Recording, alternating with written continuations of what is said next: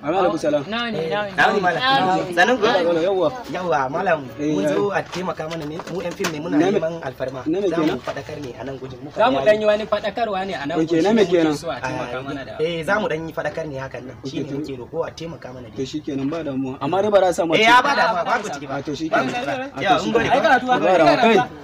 To ya kai shiru.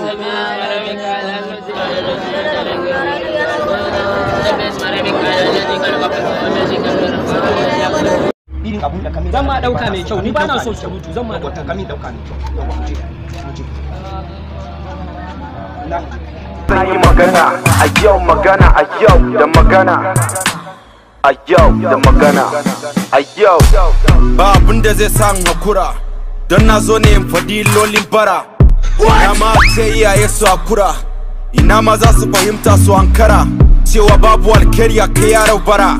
A kada ku fushi tukuna dan tira, kun san me ke faruwa makarantun bara? Ai za ku ce ba ku sani ba, uba ya ture dansa yaro kankani ba. Babu ci ba sha ba kai masa sutura ba, gashi dan gani ba iya wanki yake ba. Anya Allah zai kyale ka baba, da kansa zai nemi abinci, sai ya nema wa gardi ya ci kana zai ci. Idan bai kawo ba ai mai dukan butulci, ga yunwa ga duka gashi babu kyakkyawan makwanci. Ina amfanin ka jefa yaron ka kunci, ina amfanin haihuwa babu karamci, ina amfanin uba ba soyayya ba ya kunci. Wallahi da wannan uba garan tashi maraici, da kanka ka kai dan ka halaka akan abinci wani kato zai kai shi daka.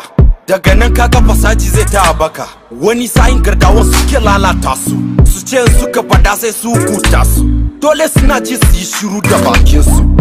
Wasu sukan fada shaye-shaye, wasu sata, wasu su kudu yaye-yaye. Haba dalla